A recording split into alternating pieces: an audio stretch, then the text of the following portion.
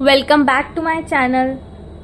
आज मैं आपको बताऊंगी वायर फ्रेमिंग क्या होती है। अगर आपने मेरी पहली वीडियोस नहीं देखी हैं यूआई यूएक्स से रिलेटेड तो सबसे पहले उनको देखिए, जिससे आपको आगे वीडियोस भी समझ आ सकें। आज मैं आपको बताऊंगी वायर फ्रेमिंग क्या होते हैं। अगर हम इसकी डेफिनेशन की बात करें तो वायर फ्रेमिंग एक प्रोसेस है। It is a process of creating a basic visual layout of web page, app or software interface।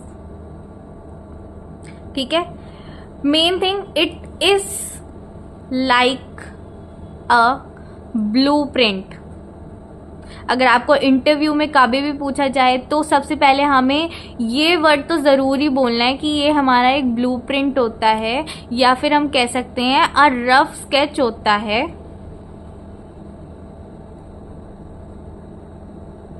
That show where different elements कौन से होते हैं हमारे, जैसे कि बटन, मेन्यूज, इमेजेस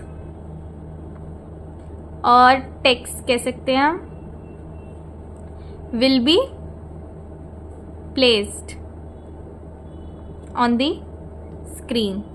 ठीक है, कि हम अपने जो बटन्स हैं, हमारे जो मेन्यू है, इमेजेस है, टेक्स्ट है, आइकन्स हैं, हम कैसे उनको प्लेस कर रहे हैं, कहाँ पर उनको डाल रहे हैं, अपना टेक्स्ट कहाँ अलाइन कर रहे हैं, कितना, तो वो सब हमारा आ जाता है वायर फ्रेमिंग में। मैं आपको आगे बताऊंगी वीडियो में कि हमारी जो वायर फ्रेमिंग की शेप्स होती हैं वो क्या होती हैं, कौन सी चीज़ हमारी क्या डिफाइन करती है। तो सबसे पहले हमें पता होना चाहिए कि why is wireframing important. हमारे क्यों वायर फ्रेमिंग क्यों इम्पॉर्टेंट है, तो इम्पॉर्टेंट की बात करें तो हमारे ये क्विक और इजी वे होता है समझने का। सेकंड हम करें तो हेल्प करता है हमें लेआउट में। ठीक है, थर्ड हमारा सेव करता है टाइम, कि हम पहले ही अपना ब्लूप्रिंट बना लेते हैं तो हमें पता है कि हमें कौन सी चीज़ कहाँ पर डालनी है। इसमें अगर हम बात करें तो हमारे जो वायर फ्रेमिंग होते हैं वो हमारे 2 टाइप के होते हैं। ठीक है, सबसे पहले हमारा होता है लो फिडेलिटी,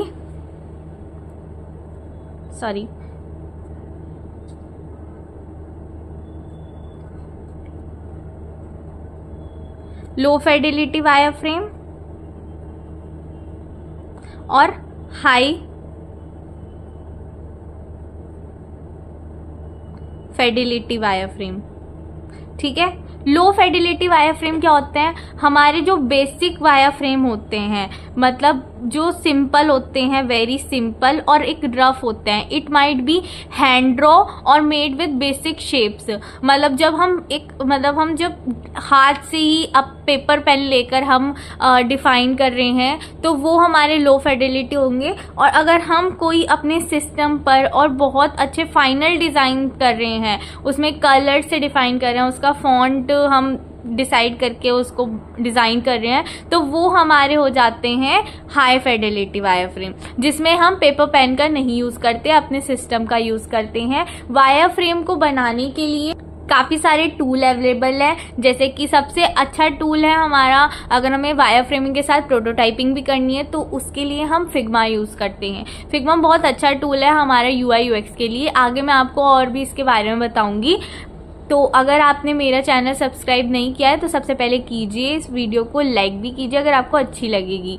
ठीक है, तो हम फिग्मा यूज़ कर सकते हैं, हम एडोब एक्सडी यूज़ कर सकते हैं अगर आपको उसमें इंटरेस्ट है, हम स्केच यूज़ कर सकते हैं। तो ये सब हमारे वायर फ्रेमिंग के टूल्स होते हैं जिसमें हम ईजिली कर सकते हैं अपनी वायर फ्रेमिंग। और अभी मैं आपको इसी वीडियो में वायर फ्रेमिंग की शेप्स भी बताऊँगी, हमारे वायर फ्रेमिंग की शेप्स क्या होती हैं। तो हमारी वायर फ्रेमिंग की शेप, सबसे पहले अगर हम सिंगल लाइन कर रहे हैं तो इसका मतलब है एक सेंटेंस है। अगर हम डबल लाइन कर रहे हैं, ट्रिपल लाइन कर रहे हैं तो इसका मतलब है हमारा एक पैराग्राफ है। ठीक है, अगर हम बुलेट्स के साथ ऐसे कर रहे हैं तो ये मतलब हमारे कोई आइकन्स भी यूज़ कर रहे हैं हम। ठीक है, नंबर से यूज़ कर रहे हैं तो हमारे वही नंबरिंग वाली लिस्ट हो जाएगी। ठीक है, उसके बाद अगर हम कोई बॉक्स यूज़ कर रहे हैं तो हमारा ये कोई कंटेंट ब्लॉक है, ठीक है, कंटेंट डलेगा इसमें। अगर हम कोई बॉक्स बना के क्रॉस कर रहे हैं तो इसका मतलब है कोई इमेज का ब्लॉक है, ठीक है। अगर हम एक रेक्टेंगल बना के उसके अंदर एक आइकन डाल रहे हैं ऐसा बना के, तो इसका मतलब है हमारी एक वीडियो है, ठीक है।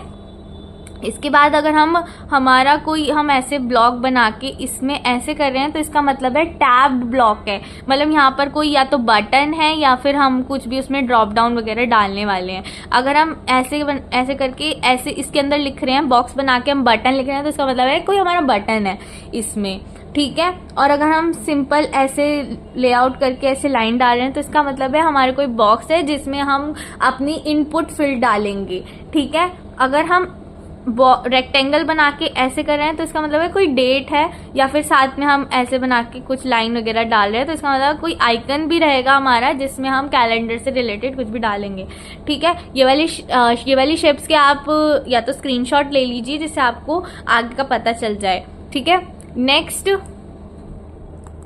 नेक्स्ट हमारा, अगर हम बॉक्स बनाकर कोई इसमें ऐसे डाल रहे हैं तो मतलब कोई प्रोफाइल इमेज है जिसमें हम अपने किसी यूज़र की या किसी भी पर्सन की एक इमेज डालेंगे, ठीक है। अगर हम चेक बॉक्स बना रहे हैं तो इसका मतलब है यहाँ पर एक कंटेंट है और यहाँ पर हमारा अनदर कंटेंट है जो चेक बॉक्स नहीं है, ठीक है। रेडियो बटन बनाने के लिए हम डॉट लगाते हैं, ठीक है, ऐसे।